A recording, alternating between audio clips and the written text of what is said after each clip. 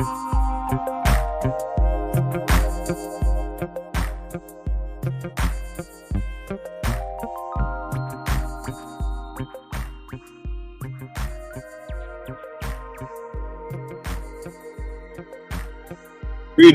greetings, greetings, and God bless. Brothers and sisters, friends and foes, lovers of the truth, and to the many haters of the truth of God. We are back again by God's permission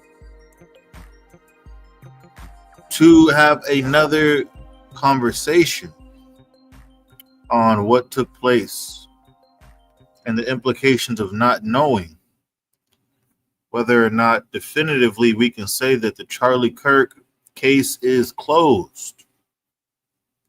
As always, it's your brother of low degree, TNT, and we appreciate each and every one of you who have joined us today. Salute to Ham. God bless you. Good to see you.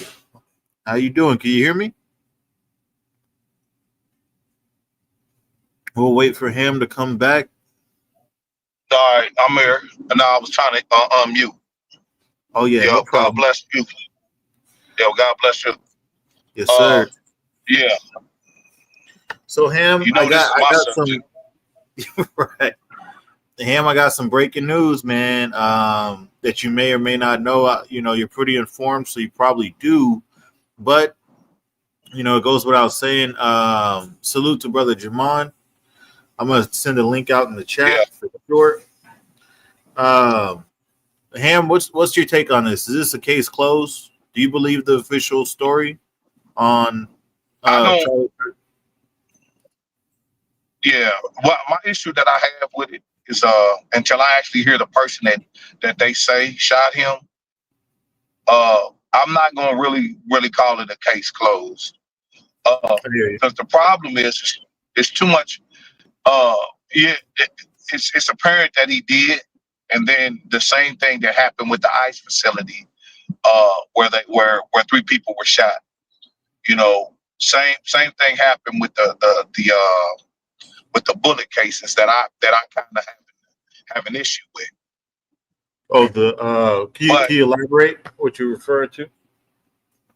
Yeah. What happened in Los Angeles, or with the ICE facility? They shot the guy that shot into the van and then unalived himself.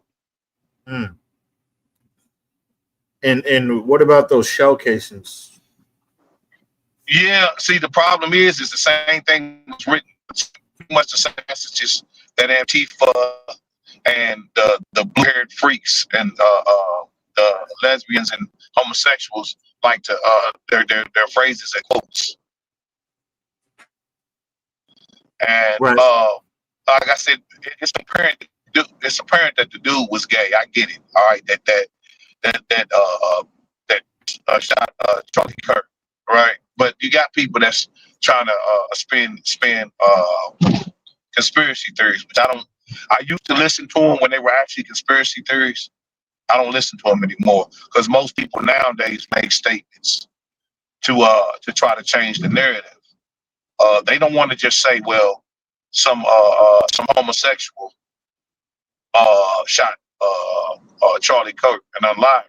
They don't want to just say that. They want to say, well, he did this because of his boyfriend or whatever the case may be. Yeah, I have a problem with that when you try to water down the explanation. Just say what he is and who did it. If it was somebody black, you would have said somebody black did it.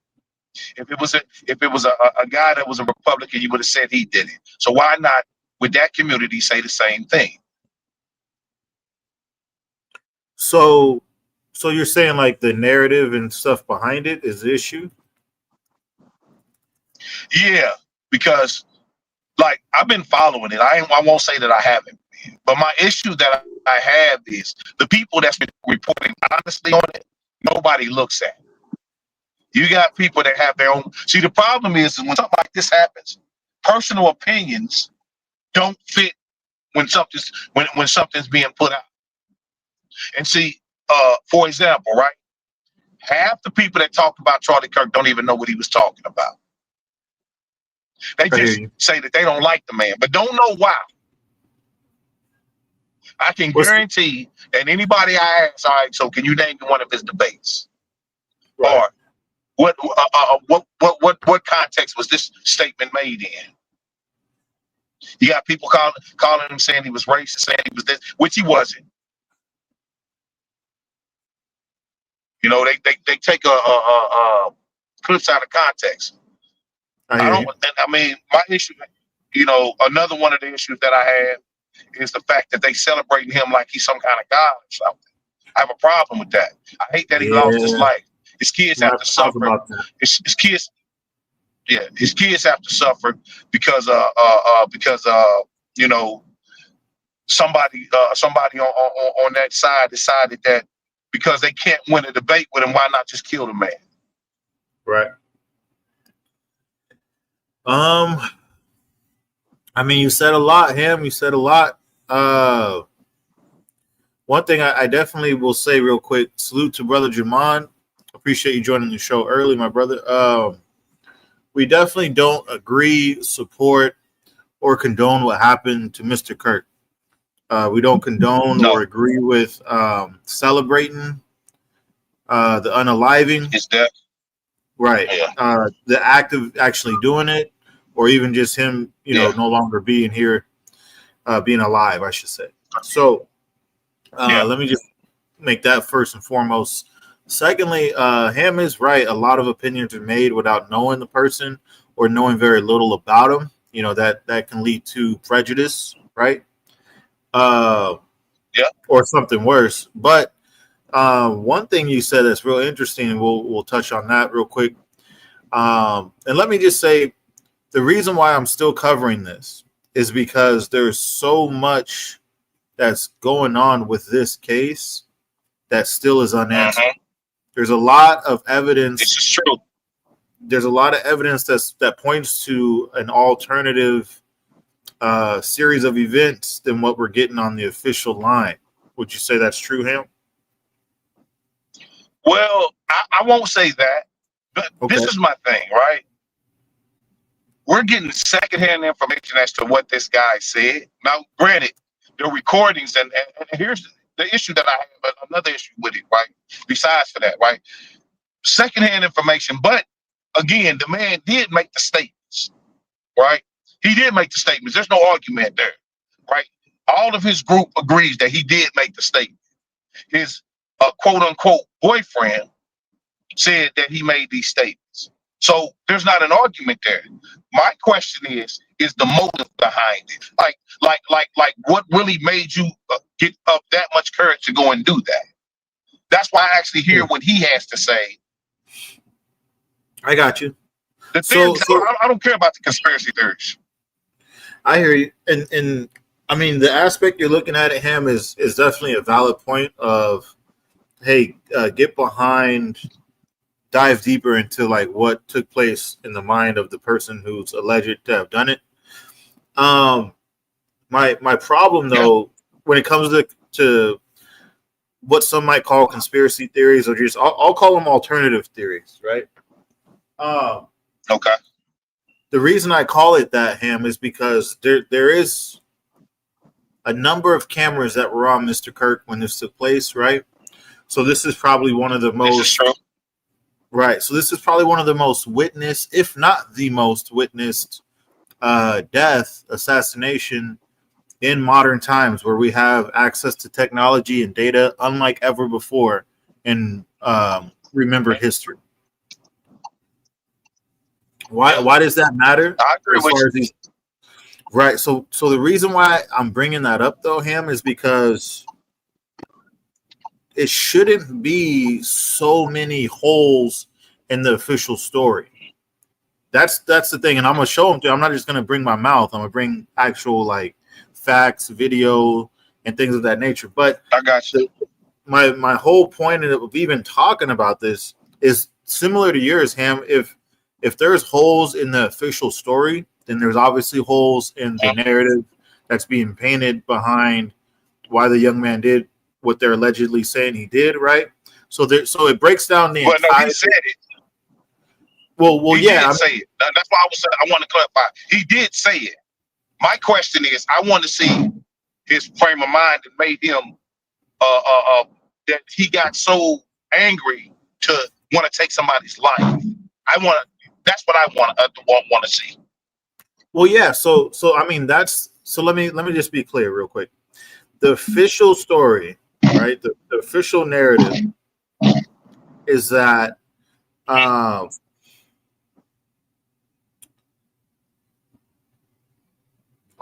the 10th of September. On the 10th of September, Charlie Kirk, who's a conservative activist, founder of Turning Point USA, he was shot and killed while speaking at Utah Valley University. Now, the FBI quickly identified Tyler Robinson as the lone shooter. Here's my issue. Here's why I'm even talking about it. There is new evidence and investigations that are challenging that narrative. When I say the narrative, Ham, I'm talking about everything as far as the text messages, the reasoning, you know what I'm saying? The actual mindset of the person, Tyler, that they're saying was the lone shooter. So I appreciate y'all for joining me again. Ham, Brother Jermon, and all you guys in the chat as we explore whether this case is truly closed or if it's really just scratching the surface of a much larger conspiracy. Yeah. So I want to see, but reason why I'm asking, TNT, reason why I'm saying that, right, is because I want to see what he says. Will he still have that same attitude that he had to take his life once he actually goes to trial? Because you got to remember, now they're pushing for the death penalty on him. So that's my thing with it. Well, yeah, I mean, that's an important point, right? Death penalty. But I guess it seems real open and shut, conveniently. Where somebody said something actually in the chat that was touching on this point. Yeah. It said it's very fishy, almost like a distraction to lead authorities elsewhere. I thought it was really convenient. Yeah, well, see here. Yeah. Okay. So I'm saying this, right? My issue that I have is when they're trying to spin conspiracy theories, but you leave out what was actually said by the person that murdered Charlie Kirk, right? This is what I say. Like if you notice, and I gotta say this, like most of the broadcasts that lead left, right? They didn't even want to admit that the dude was gay or none of that. But then you take it upon yourself to try to spin theories about who he wasn't. This is why the talk show host that got suspended for a little while. Jimmy Fallon. Right. Well, not Fallon, but yeah. That was off the air for a while, right? Yeah. Because he tried to start the conspiracy stuff. But he did not say what this man's lifestyle was and why he said that he was doing it. I have an issue with that. Well, I don't want to interrupt him, but I think what Kimmel did, he was painting a false narrative, right? Right. All right. Go ahead. If you want me to believe you on a conspiracy theory that it may be an alternative thing that happened, don't lie coming out the gate.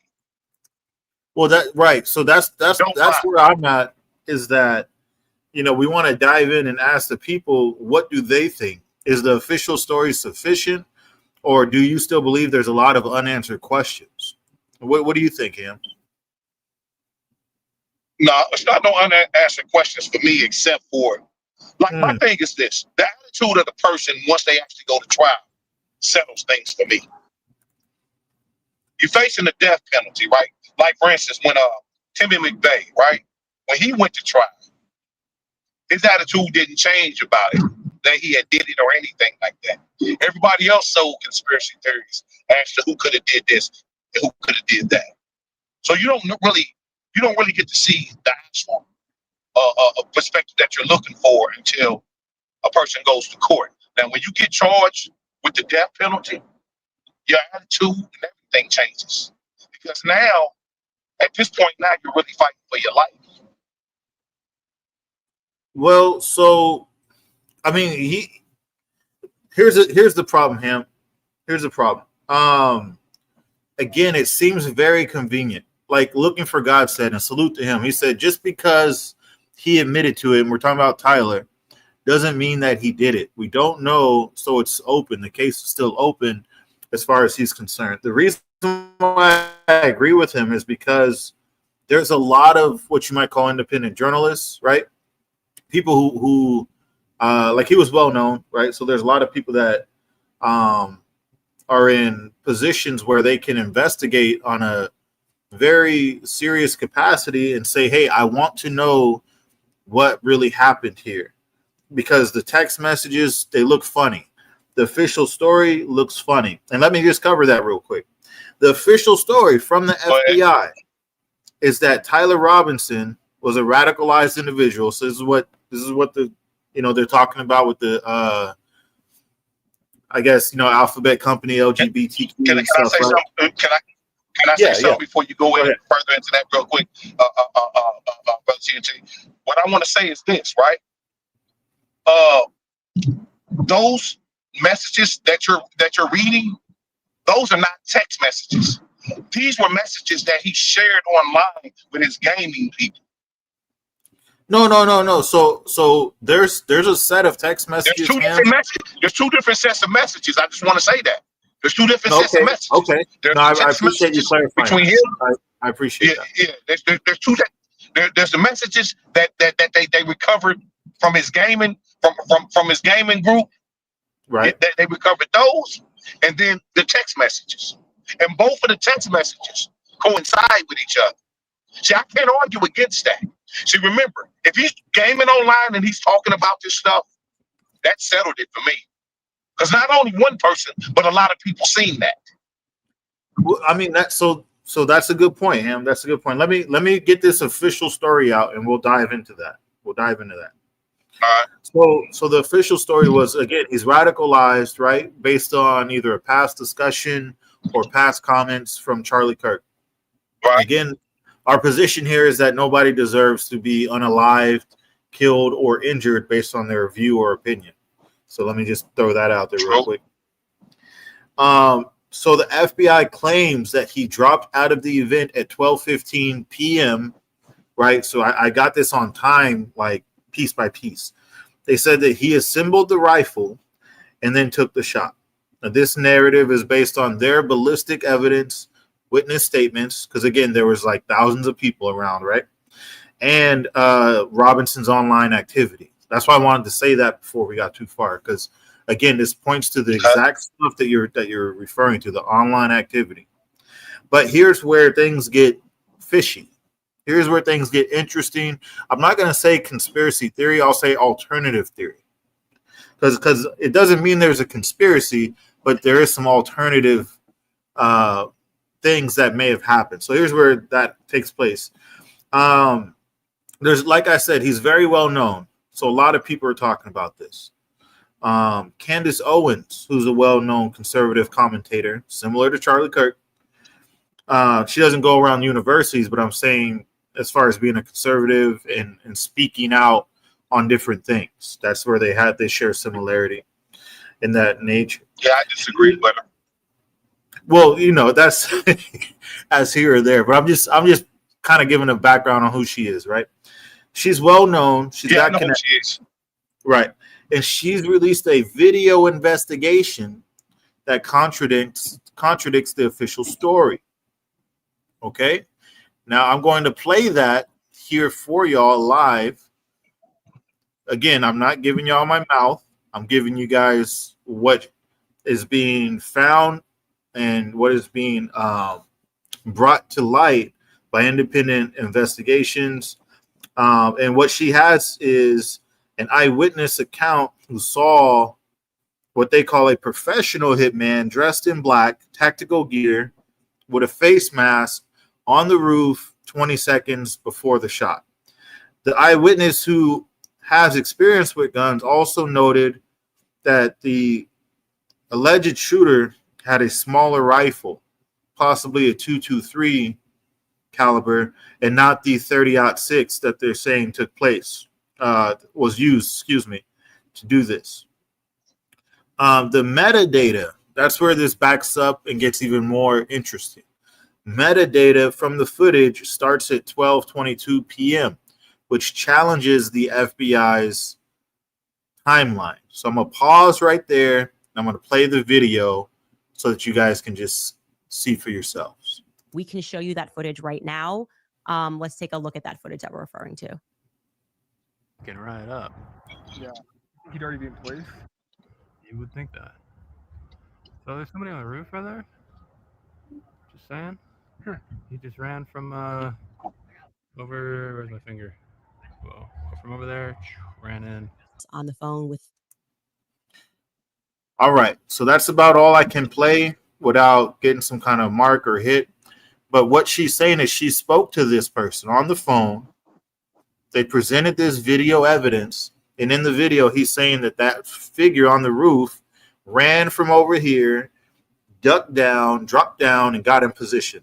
I mean, it looks like he's obviously in position for something. He's not up there, getting a tan, right? So what do we make of these discrepancies? What does this eyewitness description of the shooter, or why does it differ so much from the FBI's account of the event? And how does the metadata timing align with other evidence? I want to hear your thoughts, Ham, everybody in the comments, on the live chat.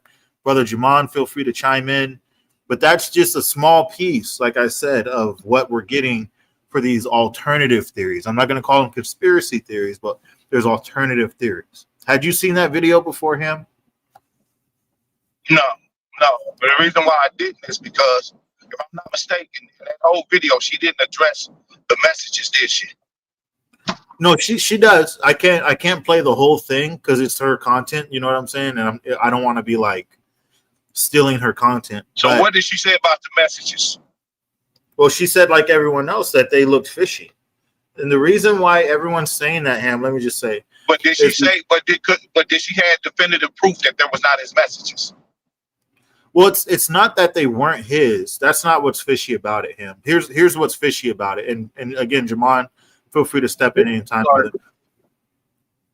The reason why they're saying it's fishy is because the verbiage or the cadence or whatever you want to call it, like we're having a conversation, right? This is a normal pace of conversation between two people who are addressing each other on this platform, whatever. The type of conversation they had in the text messages, not the gaming part or the online, not that part, but the text messages. Yeah, see, that's my issue that I have. But no, just hear me out real quick, Ham. For the text messages where he's allegedly like outlining his motive, his like mindset, what he did after he did it, right? They're saying, hey, this does not look like a literal pace of conversation that's realistic for somebody who is on the run or otherwise had committed this act. So they're asking, hey, what is going on with this? Like Talk NBA. So hold on, just one second. I'm gonna let you go.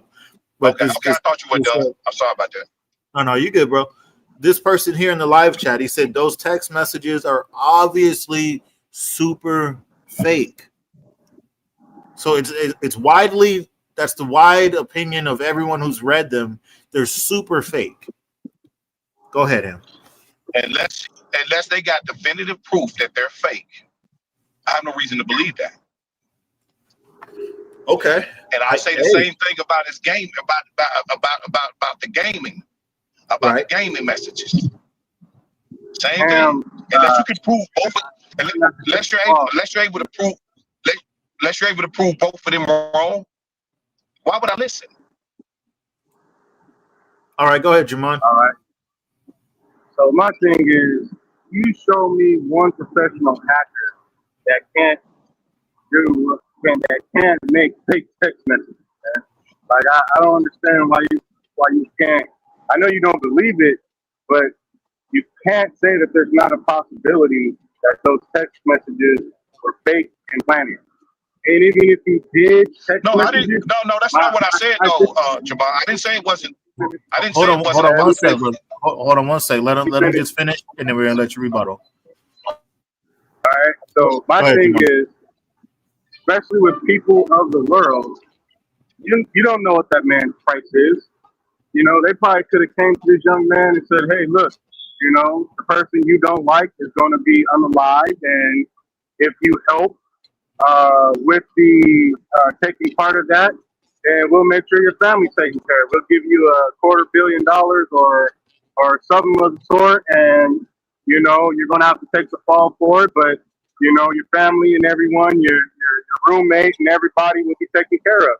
There's people out here that will sacrifice themselves for that. But I'm not saying that this young man did or didn't. All I'm saying is that the text messages obviously look suspect because when a person is on the run, they don't go in long paragraph text messages. I don't. I have yet to meet anybody that does something that serious and would sit there and because when you turn your phone on, you're being tracked. Everyone knows that. It's 2025. The moment you in some phones, you don't even have to cut on in order for it to be tracked. So for this man to sit here and write a whole paragraph knowing he's being hunted, it's a little fishy. The fact that he's not using the burner phone is a little fishy. The fact that he's done all this and didn't prepare himself to be hidden for the next 2, 3, 4 months in the middle of nowhere with nothing but just some survival kit, it's a little fishy because again, this like that video, there was someone that saw somebody in all black. Even me, I saw the video where a person was in the crowd and they pointed up to the building and it was a person in all black. And it didn't look like no skinny 22-year-old. I mean, I can't tell the age, but it didn't look like no skinny person up there. It looked like a well-fit person running on top of that roof. And secondly, the videos that they got two different guys, right? They got one guy in an Eagle shirt with some sunglasses and a hat. But the thing is, it's not an all-black uniform like we saw on top of that roof. And then this video, the one that Candace Owens was talking about, there's obviously someone else seeing the man run on the roof and then drop down in position. So let me just say real quick. Sorry, go finish your thought, brother. No, I'm finished. I was going to go in a circle. Okay, I apologize, Jamon. I just want to show the video real quick for the 500 or so we got watching. I want you to be aware of what's happening here. And essentially what's happening is that, hold on, we lost audio, so I'm going to go ahead and refresh it real quick. What's happening is that there's an eyewitness who Candace Owens spoke to, and this eyewitness is saying that they have a video, and also they saw a professional hitman dressed in all black, tactical gear with a face mask, and they're on the roof 20 seconds before the shot. With metadata from that footage that starts at 12:22 p.m. A lot of people are like, what is metadata? What are you talking about, TNT? We're going to get right into that in just a sec. Sorry, let me bring Ham back. But the reason why this is important is because, again, the official story is that Tyler Robinson used a Mauser 30-06 to assassinate Charlie Kirk, and that he dropped out of the event at 12:15, assembled the rifle, took the shot, and that's based on their own ballistic evidence, witness statements, and Robinson's comments like text messages and online statements. So here's the contradiction. The metadata suggests that the shooter was still in position at 12:22 p.m., not 12:15, as the FBI claims. Somebody is saying, what are you talking about metadata? So let's talk about that for a sec as I show this video with the hopes that it will work properly, because I do want each and every one of you to be able to see this and to hear this eyewitness account of what took place. So when it comes to this video, Metadata is information that's embedded in a digital file, like the footage you're about to see here. This footage is from Eyewitness, who says they saw this person. Well, I'll let you hear it for yourself. Don't even take my word for it. I'll let you hear it for yourself. We can show you that footage right now. Let's take a look at that footage that we're referring to. Getting right up. Yeah. You think he'd already be in place? You would think that. So there's somebody on the roof right there? Just saying. He just ran from over, where's my finger? Whoa. From over there, ran in. On the phone with the person who actually took the footage. So hopefully y'all had good audio. Jamon Ham, can you confirm that for me? Yeah, I can hear it. Okay. Again, she's saying she was on the phone with that person, right? Now let's talk about the metadata. That's information embedded in that video you just saw, was shot from a phone, right? Embedded in that digital file, the video file, includes time, date, location, and the details of the device. So when I take a video on my phone or take a picture, it will tell you where I was, the date it was, the location, I already said where, the time of the day, and the exact device that I used to take that picture. That's called metadata. It's crucial for verifying the authenticity and the context of evidence. So in this case, the metadata from that eyewitness footage starts at 12:22 p.m., right before the shooting. That supports the eyewitness's account. The footage was taken at Utah Valley University. The metadata confirms the location. There's no sign of tampering, which adds to the credibility. Okay. Go ahead, Ham. You got it. I'm not arguing. I'm not arguing against the video. You haven't heard me say anything against the video. And to the point that Brother Jamon was still making, I'll say this: I never said that it was not an alternative. What I said was I would wait for it to come out in court. Right now, I have no reason to disagree with what the narrative is. So I'll go back to these 2 points: the text messages and the online messages, and also the bullet. Did it come from a 30-yard 30, or did it come from a 223? Well, so that's a very, very important question. Brother Jamon, are you with us? I think that might have been pointed towards you.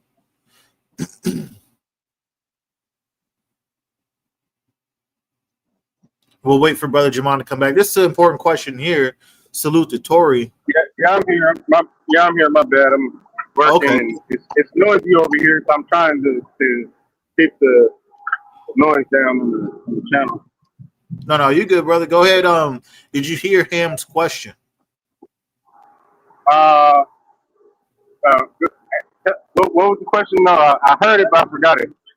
That's all right. Go ahead, Ham. No, you said that it could be an alternative. You said, and I didn't say that it couldn't be. What I said was I will wait to see what come out in court. And the reason why I said that was for these 2 points.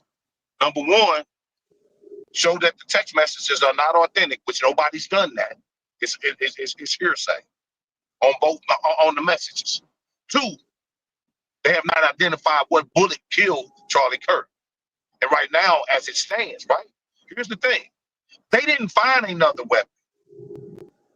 They found one weapon. You still there? Well, let me say this. Lack of evidence So doesn't... I even forgot about that. Well, not having found something. I mean, here's the problem, Ham, is that, there again, an open and shut kind of case is being painted where it's like, hey, here's this radicalized individual. He had this particular gun, Mauser 30-06, left the event at 12:15, assembled it, climbed on the roof, And I had one of them, so I know how much damage them things do. No, I hear you, but the timeline seems off to a lot of people because they're saying in 7 minutes, this man walked or ran very fast to the edge of the building, climbed up it, got in position, assembled the rifle correctly, calm down his heart rate and everything else from all that athletic activity long enough to steady himself to take that shot. Now, Nobody's seen him do any of that. That's speculation. Well, that's what the FBI story is, Ham. So you're saying that what the FBI is telling us is speculation, Now and I don't that disagree with because nobody's seen that. Now that I do disagree with because there's no video that shows him entering. They only show a video of him leaving. Well, that's another thing that points to the alternative theories, Ham. Is that again? Yeah, they don't have video of him up there. What they do have is this person in all black, tactical gear, face mask. We just saw it. He's up there with metadata footage that's at 1222. Now he doesn't look like the Tyler person. I'm not arguing against the video. No, but here's the implication, though, Ham. Right, but here's the implication.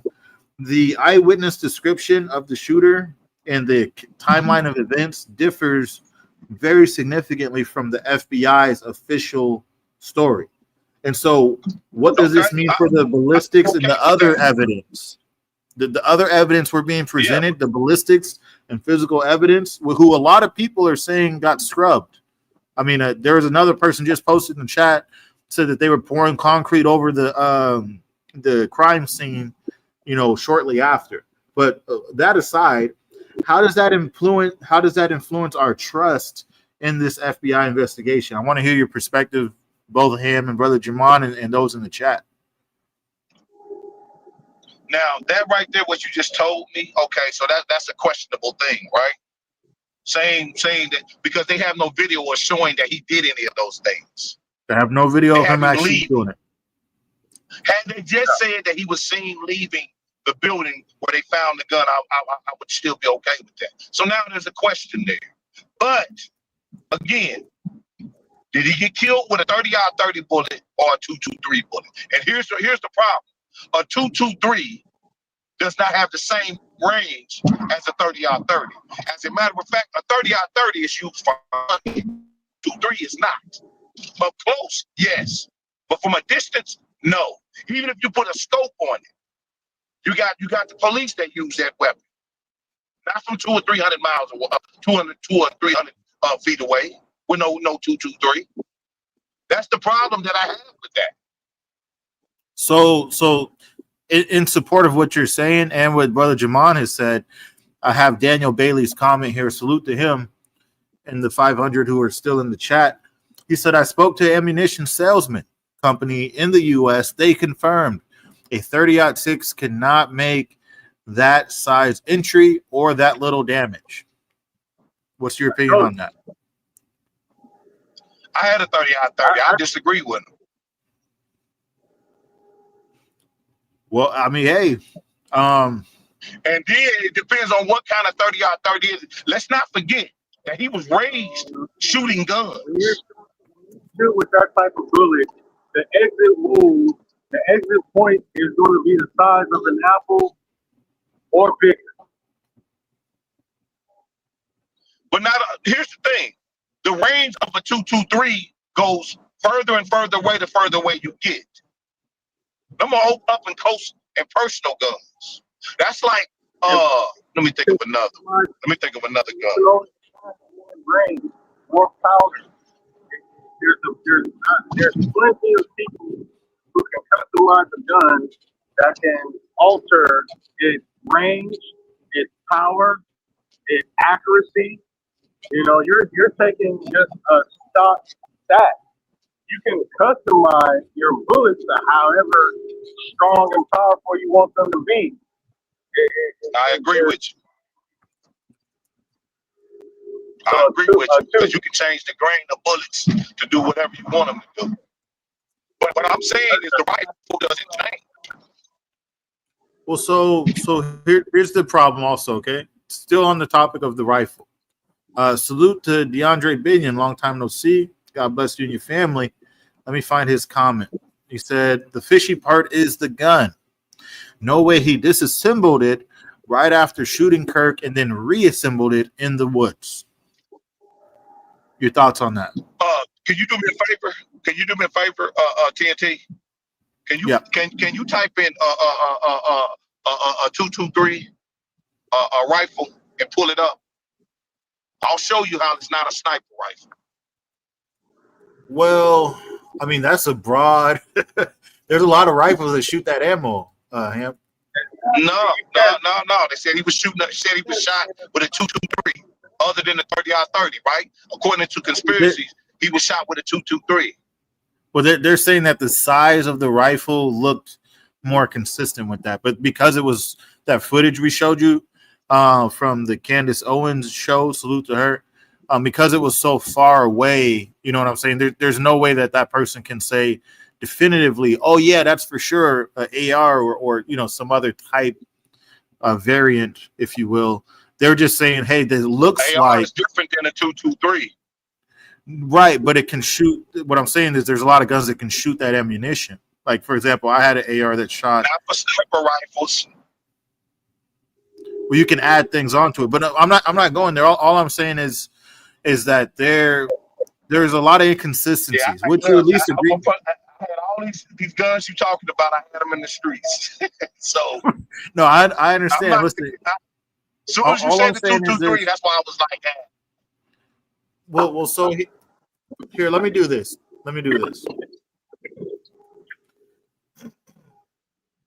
There are many types of rifles, especially modern AR style bolt action rifles that can shoot the 223. Yep. So we can't limit it and say, hey, that's this one. I'm talking about sniper rifles. Those are the ones that make shots like that. Yeah, but a sniper rifle can shoot a 223. What we're saying, you can find sniper rifles that shoot that. Yeah, I have to see that casing. Well, again, I'm just gonna stick to what I said. The bullets, the gun that was found was a 30-30. The other gun that everybody's talking about has not been found.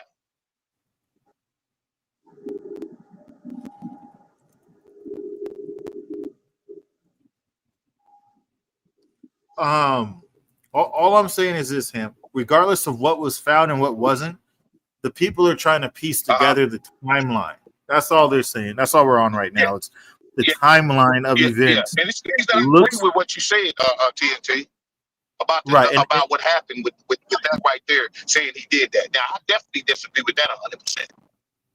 So here's another thing. When I first seen it and I first heard about that, that was never mentioned or said anything about any footage of him doing that. Now, if you want to say that he talked about what he did, then I'm okay with that. That makes up for this timeline. But if you say that there's footage of him doing that and you haven't shown it, now I got a problem. I hear you. In Ham, they want clarification when you said the 30-30 that you were referring to 30-06, right? Yeah. Okay. All no, right. Well, I told him it was. It can be that, but you actually have one that's a 30-30 too. Well, yeah. They were trying to for clarity and accuracy. I told them that that's two different. You know, that's two different. So now we have 30-06 and 30-30. Right. So and there's a lot of people saying, hey, an AR cannot shoot a 223 ammunition, and then there's a lot of people that saying it is. I've literally had one, and that's, you know what I'm saying? So it's not like a groundbreaking thing. It's just a case of whether you know what you're talking about or you don't. But anyway, I'm just talking to those in the chat. Yeah. So the 30-30 is different than the 30-06. Right. And they were they were like, hey, he's talking about a different kind of gun. I told him, hey, it was an honest mistake. Yeah. I mean, we're talking fast on a topic that has a lot of different factors in it, right? So again, let me put it this way. Like my brother Looking for God said, nobody knows what happened except those who pulled the trigger and those who may trying to be hiding if there is a conspiracy or not. Now, the problem is that, again, there's broader implications if this suggests some kind of black ops operation, coordinators, multiple shooters, signalers. There's a lot of stuff that's on video. Again, this is probably the most recorded assassination in recent history, considering the amount of technology we have access to, right, in our pockets. So yeah, since he released the files of Martin Luther King, he had to. So if something like that happens, it can't be a whole. No, I wasn't saying it to be funny. I'm saying I hear you. No, I laugh because a lot of people compare this to that. A lot of people have compared this to that. No, I wasn't comparing him. I know. Comparing him. I'm saying the situation of him being assassinated and all of the stuff that was up around it and things like that. And immediately people jump on that instead of, like I said, when you said that right there. Now, if they actually have a video, then there's nothing else for me to say on it. If a video comes out and it shows him entering that building, I ain't got nothing else to say. There's nothing. Well, that's a good question and a great point. It's a great point. If any video shows him entering that building. Well, here's the issue real quick.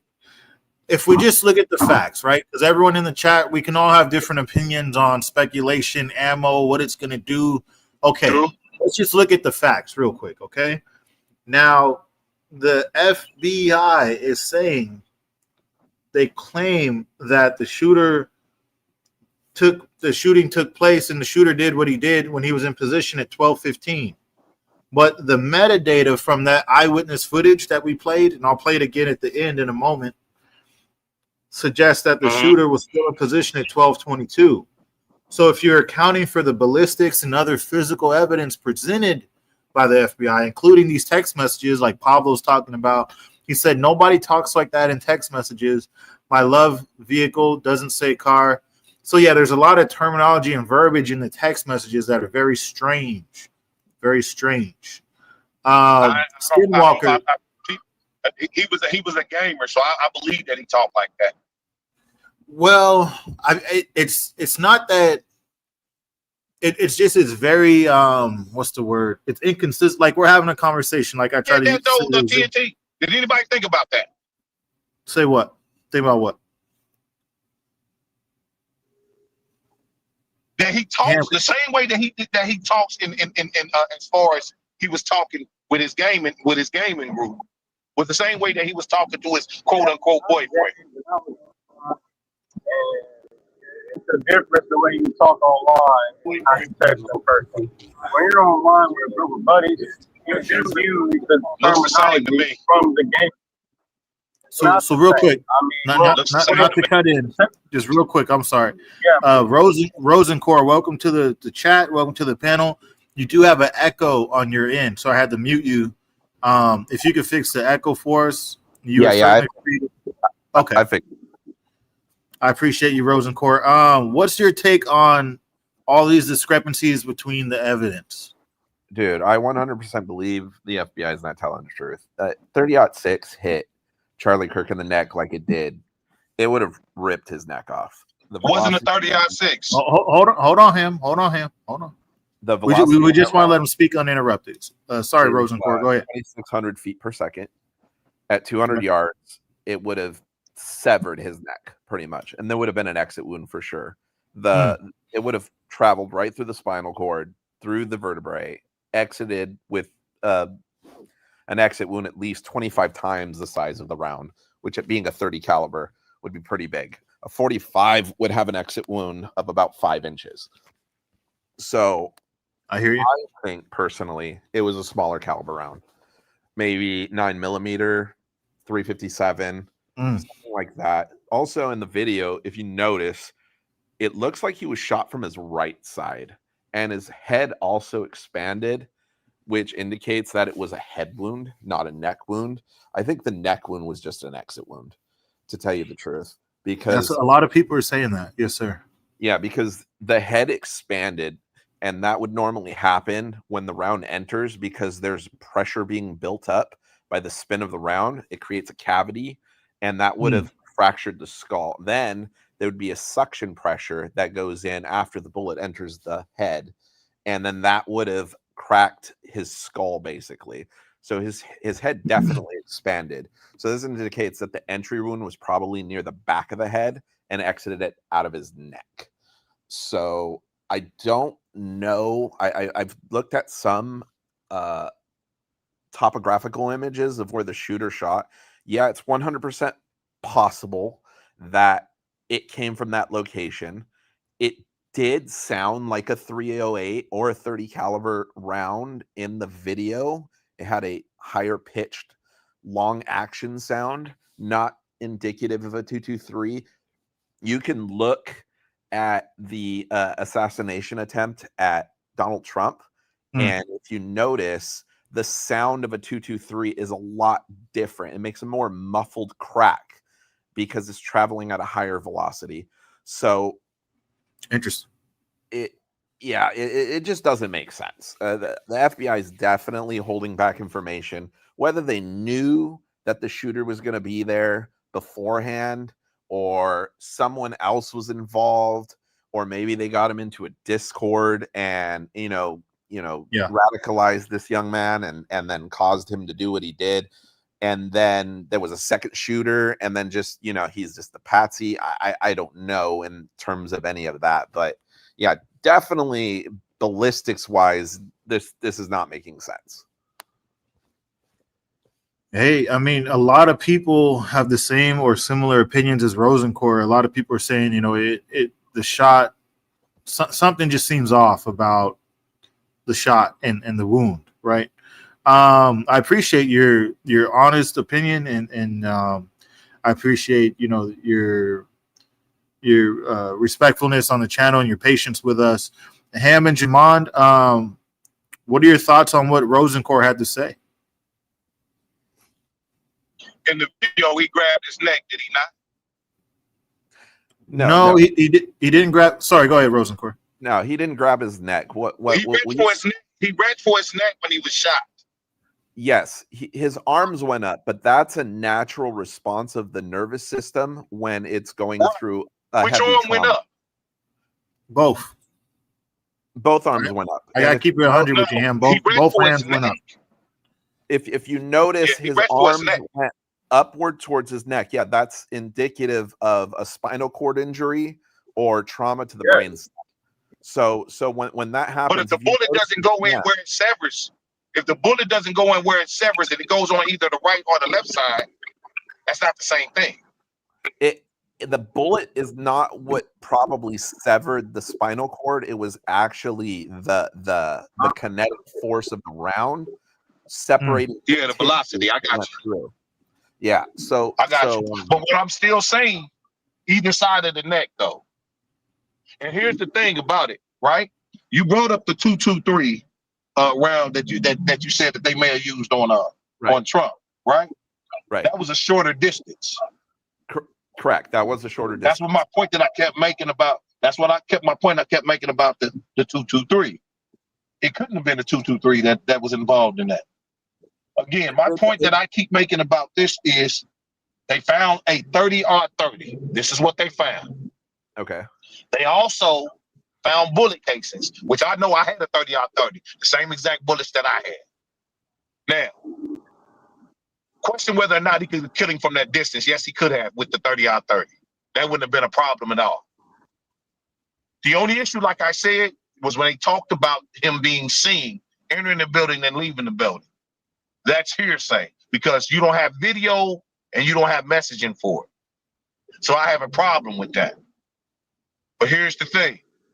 Unless they can definitively discredit the online messages and the text messages instead of speculation, I have to stick with what's being said.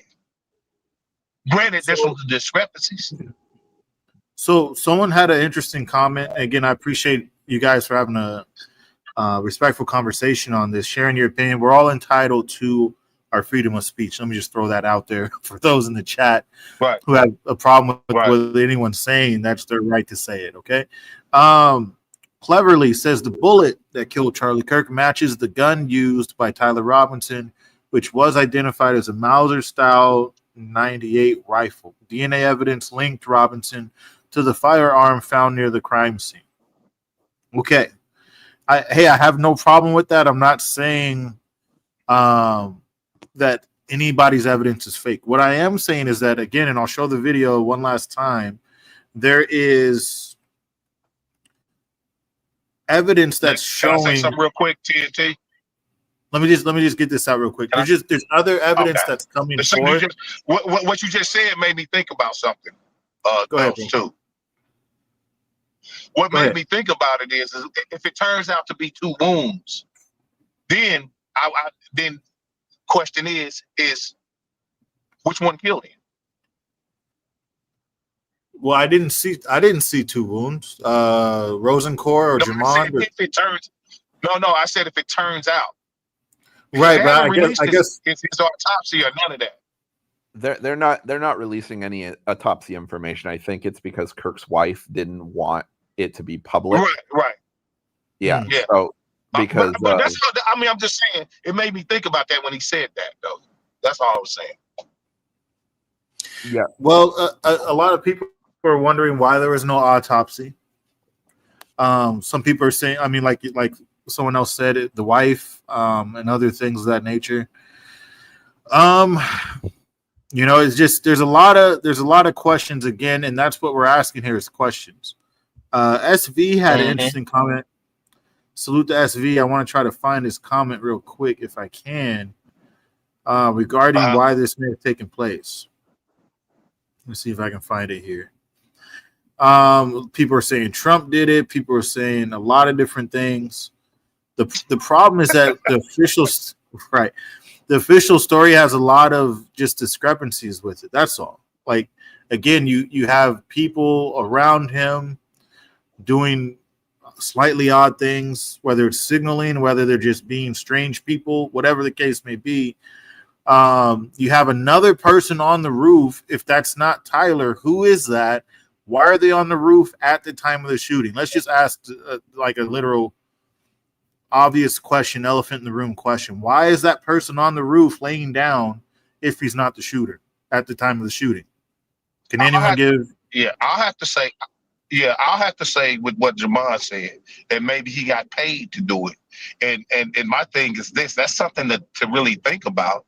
Because now that I'm hearing the discrepancies, possibility, right? Right. But seeing this other person, my question is that no 2 rifles were found. So until till another rifle is proven to be being used, I can't. It's speculation. No, I hear you. SV said, I believe the conservatives / far right planned this so that they could have a modern martyr. Charlie Kirk was too naive to see it coming. No. Thoughts on that? No, I don't think that's the case. I mean, a lot of people feel that way. I'm not going to say I agree. Look, that didn't cross my mind. But if somebody like Bush Jr. was in office, I would agree with it. All right. Well, then explain after the assassination, 5 million people switched from the left to the right. Literally in one day, people went from Democrats to Republicans. I mean, that's because they're animals. Hold on one second. They're animals and beasts. That's why. Hold on one sec. Hold on one sec. All I say is, Jamon, in regards to switching sides, like on a political thing, something like that is very hard to quantify or verify, I would say, right? Like how can someone say, hey, TNT is conservative today, tomorrow he's a Democrat or a liberal? Like, how would you weigh that or quantify that with actual facts? That's all. I'm not saying it's not true. This is just what I've seen. So they left the peacocks and birds. What? Yeah, I'm not sure what you're referring to, him.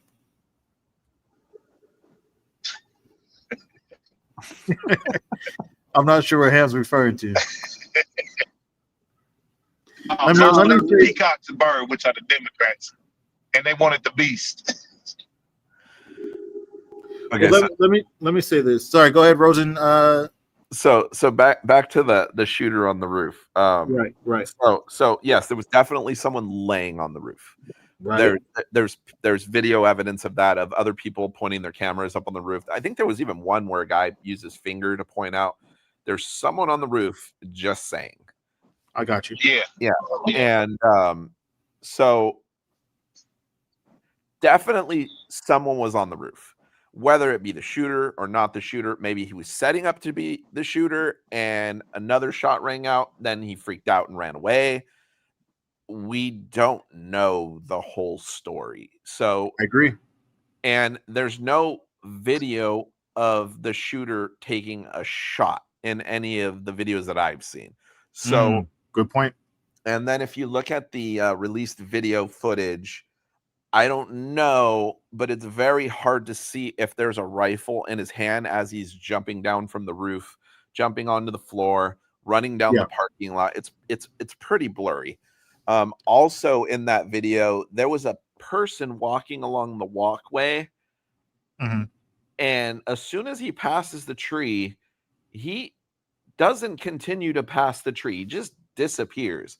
So I don't know if the video was doctored in some way, or it was a previous video and it's overlaid. I don't know. AI does a lot of weird stuff today in video. So you really got to look at the details of the video and really scrutinize it, because AI has come a long way in terms of manipulating videos. The box for the firearm, where did that come from? The scope mounted on the rifle, very rear leaning. If you were a shooter or an experienced shooter, not that you have to be, 200 yards is pretty easy to make even with iron sights, but the scope on the rifle was moved so far back. 30-06 has a pretty significant recoil. It's a long action bolt action rifle. It would have definitely damaged his face or his eye with the amount of recoil that rifle has. So there's a lot of discrepancies in the rifle, the way it was recovered. I think there was some wording that he assembled it on the roof with a screwdriver and then disassembled it, but then it didn't look disassembled in the picture. And then there was a screwdriver on the roof. So what, did he come back to the roof, get the screwdriver, then go back to the gun and disassemble it? There's a lot of discrepancies. I think there's a lot more that the FBI is not telling us. And I think they don't want the public to, they've got a lot of flack already for the past administration. And they don't want the public to have information that may put them in bad light anymore. And I understand that. But when it comes down to free speech and people being assassinated for that free speech, you know, this is a God-given right to the people, and the people have to know every detail, because this can't happen in a democracy. I agree 100% with what Rosencor's last statement was, and not saying I disagree with everything else he said, but that is the main point of why we're talking about this. Everyone has the right to know what took place here, because a man was killed for his free speech, essentially. Everyone has the right to know what happened here. And if there's some kind of cover-up or something being covered up, then we have the right to know that as well. If we're getting, say, 80% of the information and the last 20% would make it all fit and make sense, we still have a right to know why. Again, Jacob, you're welcome to join. All are welcome on the panel. Rosencor is from the chat. He's never been here before. Salute to Rosencor. I appreciate you. But yeah, all are welcome to join. I just want to cover a couple of these comments before we knock off for the day. It's supposed to be a short conversation. We're already over, but you know, there's a lot to be said on this, and rest assured, we're not going to stop covering it until everything has been uncovered. We have to get to the bottom of this.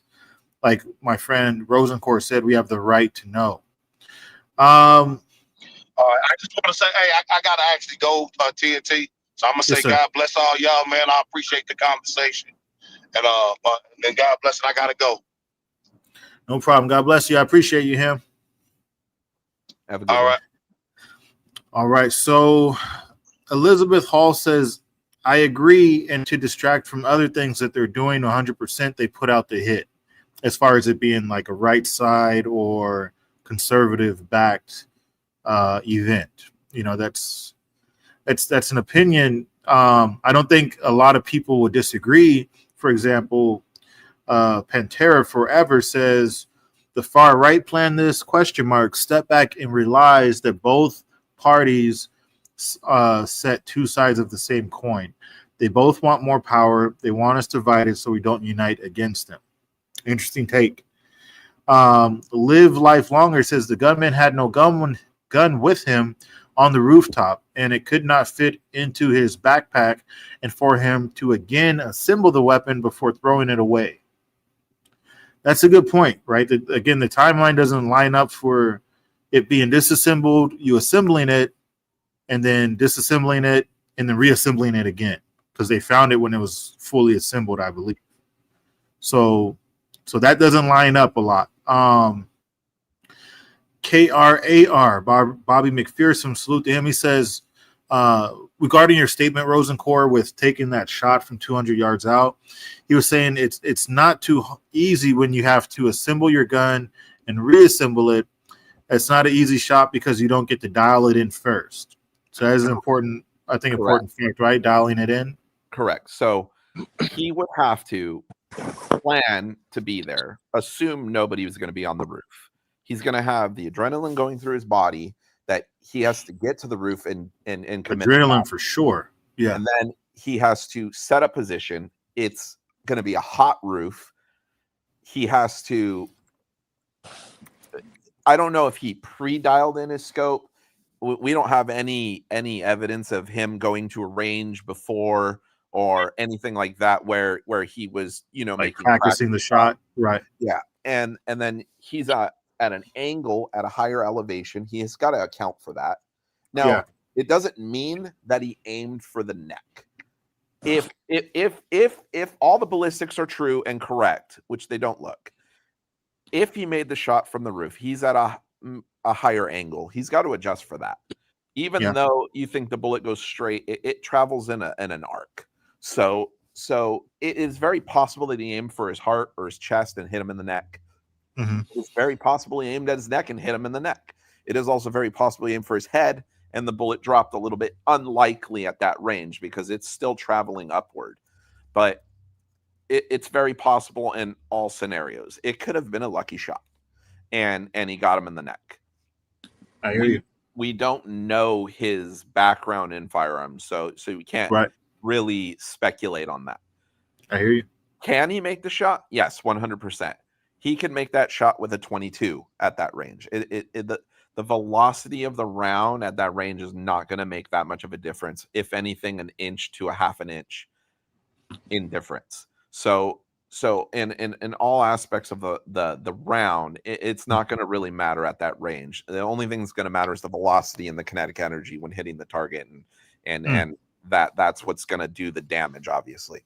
So, but back to the subject of, yes, he's going to have his heart rate elevated. He's got super elevated breath when he's taking the shot. There's a lot of things that are in play. Is he being watched? Is there a cop on the roof? Is there, stuff that he has to worry about that he has no idea beforehand going into?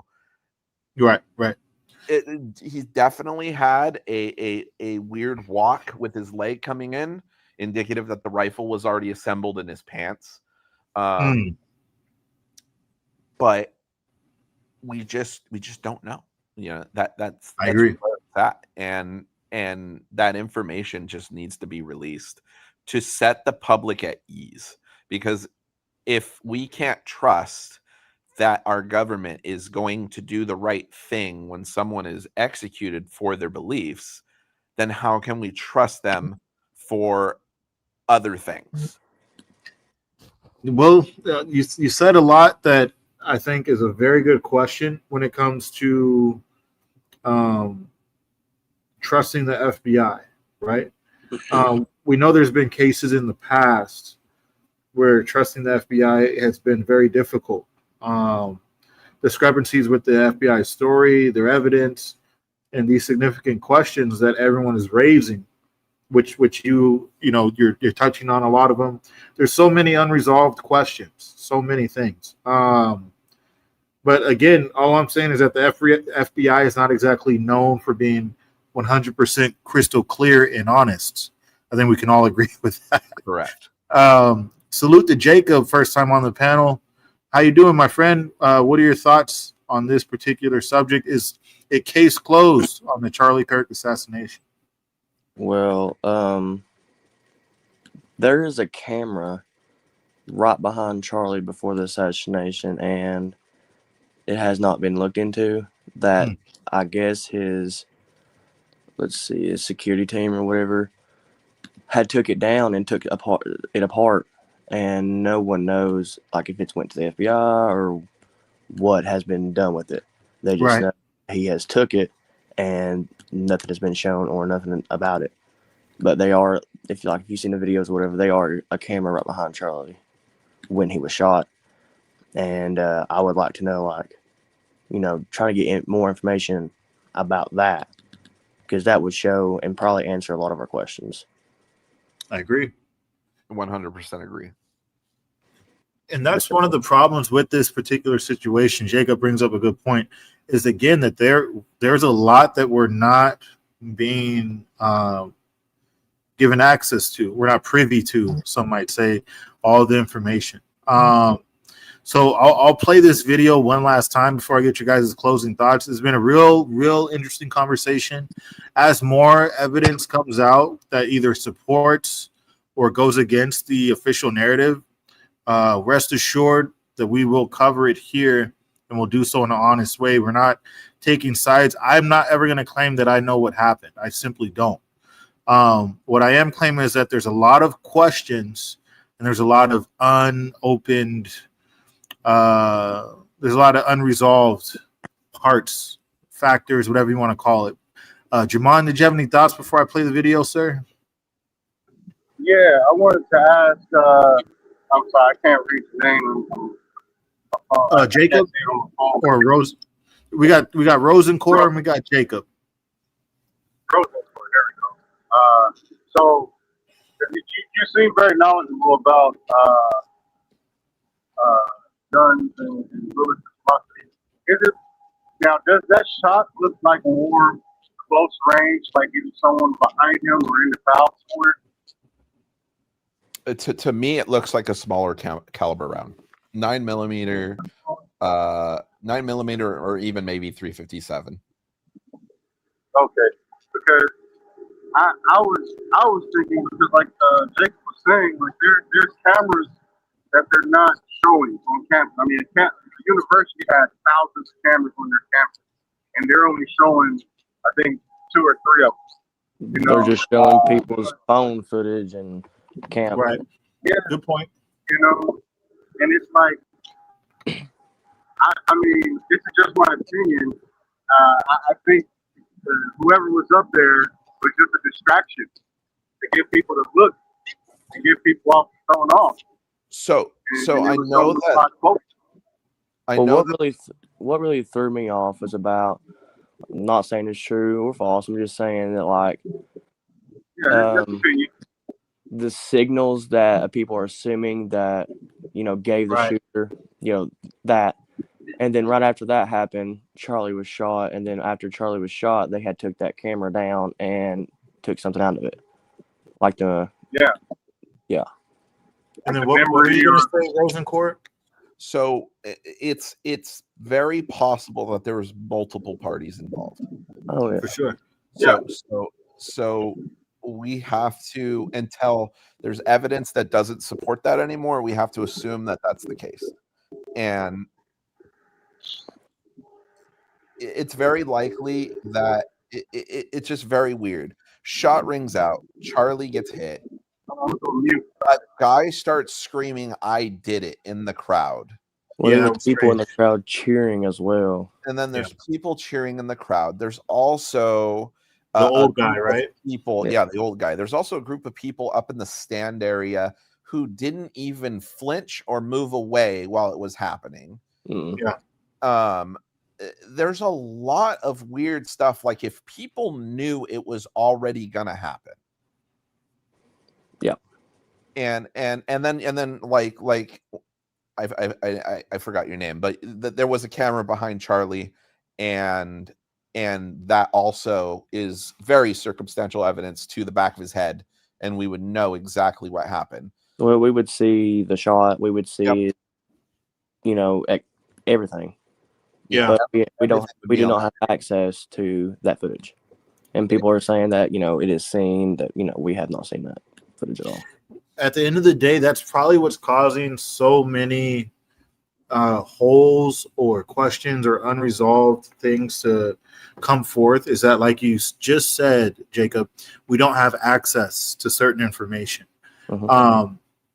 And if we did, maybe that would help everyone come to a conclusion. Or even if it's not everyone, we just want to have it all make sense, right? Because what we're getting from the official story doesn't quite make sense. So some piece is missing. Sharda Norman, salute to her. She says, was Charlie Kirk shot from the front or the back? That's the question apparently floating around. Love to know your thoughts. So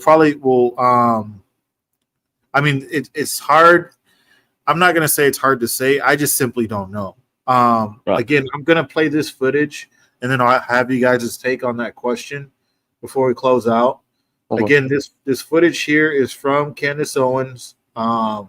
She received it from someone who was there. Essentially, they said that they were eyewitness and that they saw this person dressed in all black tactical gear with a face mask, and he's on the roof 20 seconds before the shot. Now, someone could say, well, how do we even know this is the same day and all that stuff? That's where the metadata analysis comes in. The metadata, the background embedded information into that digital file of the actual video footage, it confirms the time, date, location, and the device details. That's crucial for verifying the authenticity and context of the evidence we're about to see here. I'm not going to say I know what happens. I'm just going to say it opens up another question. Why is this person here? So we'll all take a look together one last time. We can show you that footage right now. Let's take a look at that footage that we're referring to. Get right up. Yeah. You think he'd already be in place? You would think that. So there's somebody on the roof right there? Just saying. He just ran from over, where's my finger? Whoa. From over there, ran in. On the phone with the person who actually took the footage. Right. So she spoke to the person who took the footage. They're saying, we can all hear it, that a person ran from the right to the left. They ran across the roof, dropped down, and got in position. That is not Tyler, according to the FBI's official account, that he was in the crowd up until 12:15. Scrambled out of the crowd, climbed on the roof, assembled the rifle, lined up, got in position, took the shot, climbed off the roof, disassembled the rifle because they didn't see it right in his hand. So, he had to have disassembled it before he climbed off the roof and then put it back in his backpack. A lot of people are saying it wouldn't even fit. And it just doesn't line up. Rosencore, Jacob, and Jamond, what are your thoughts on this and the fact that this eyewitness description of the shooter differs so much from the FBI's official story and the metadata timing that doesn't align with the FBI story either? Okay, so you said it wouldn't fit in his backpack, right? Well, they are like videos of this guy walking, and he's walking like, you know, one leg stiff, one leg's not. But I don't know, you know, from there, just seen a video of that. And then the guy saying he did shoot him in the crowd, I feel like he had part of it too, because he was the one saying he shot him. So if he's saying that, then maybe he's giving the guy that shot him, you know, more time to get away, and then just, you know, stuff like that. But they are, you know, it is not making sense up, you know, what we would want it to. Yeah, it doesn't make sense, and that's again the reason why we're even having this conversation, asking the question, which we've had about 1,000 people vote, over 1,000 actually now. Do you believe the official story of Charlie Kirk's assassination? 70% said no. No, So that tells you right there, just where the public is at. No, I don't. I mean, there's different stories, different theories, different. It all just don't add up. Doesn't add up. That's right. Rosencourt, Jamon, what are your thoughts on that video? Why is that guy up there? Why is the timeline not lining up to the official story? Why? We said why? I think he's just. I think he knew or was part of the group that killed Charlie. Are you talking about the guy in the crowd? The guy up on the roof. Up on the roof. I think he was 100%. Also the guy in the crowd. I think he had some information on it. Yeah. Also the group up in the upper stand area who didn't even flinch or move when everybody was running for cover. There's a lot of speculation and everything. But what we all got to do as the public is just look at the evidence. Right. If you look at everything, a duck's going to be a duck. It's the simplest answer. Is it possible that the guy on the roof took the shot? Yes, it's possible. The ballistics don't match the wound, but it's possible. There is always the speculation that bullets do weird things, but a 30-06 is not going to do what it did to Charlie. So you have that discrepancy already. You have the rifle being assembled, disassembled, reassembled again, and then pictures taken of it not in its original location. It's pictures taken of it after it's been doctored and moved and put in a box. Yeah. Do that. There's like Jacob said in Rosencourt, we basically have to analyze the evidence that's available. Based on what's available, a lot of things do not line up. We're just trying to look at the facts here, right? We're just talking about the gun, the position, the shooter, and what's on video. That doesn't even go to the other side of the story where we're talking about the person who is allegedly the lone shooter, Tyler. Pablo asked the question, who destroys a note and then takes a picture of it beforehand? There's a lot of holes in the actual background they're trying to paint for his mindset, or the actual frame up that they're trying to paint behind why he did what they're alleging he did. It just doesn't. That's a lot of that seems like, as Mike said, smoke and mirrors. A lot of people are not buying the lone shooter narrative like Guillotine. You ask me, there's way too many unresolved questions. And so I have to ask all of you here, is it case closed or is it still open? The FBI maintains that Tyler Robinson's the lone shooter, but new evidence and the investigations that are being done independently, they challenge that official story. There's unresolved questions like the shooter's identity, the weapon used, the timeline, and we want to weigh the official narrative against these independent investigations, the metadata, and additional things that may come out as time goes on, right? It hasn't yet been that, I think about 2 weeks now, a little over 2 weeks. So it hasn't been that long yet. But as my friend said, the public's right to know is crucial, especially when conspiracy theories erode trust. And so investigative journalism and forensic science are vital to uncovering the truth. Let me know, Jamon, what do you think? Oh, all right. Sorry, I went blank for a minute. I think the case is still open. Yes, sir. There's way too many things that's not being brought out to light, and there's a lot of things that's in the light that doesn't make any sense. It doesn't line up with any common event. It just doesn't. It doesn't line up at all. I think there's a lot more to it than what they're trying to say, and until we figure out what it is, we're all just going to have opinions and theories, and we're going to have we're not going to have the truth.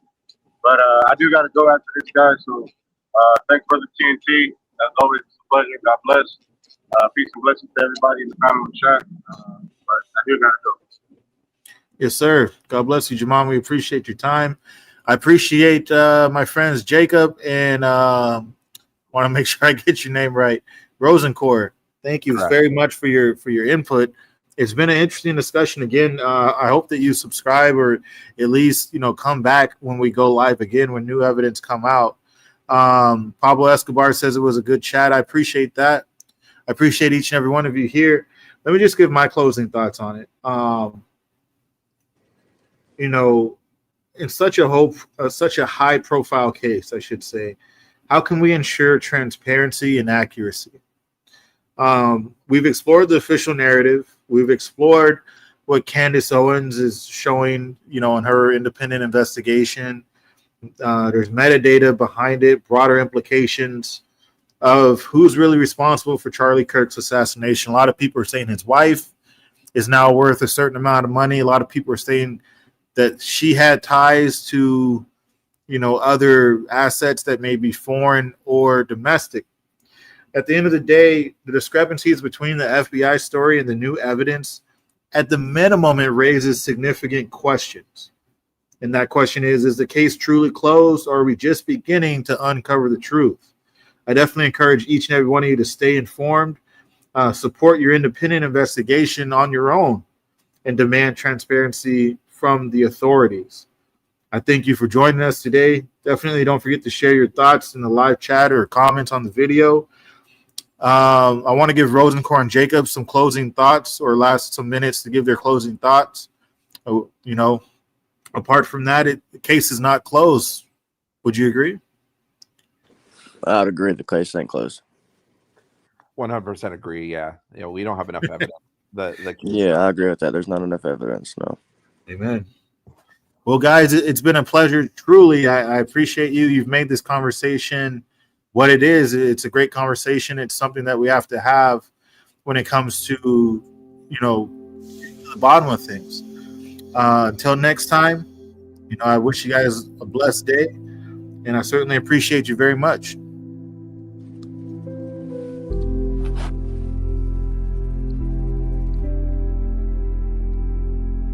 As always, we're going to take a little bit of time here to reflect on everything that we've heard, everything that we've watched, the opinions of our great guests, Jacob, Rosencore, Ham, Jamon, and including everybody in the chat.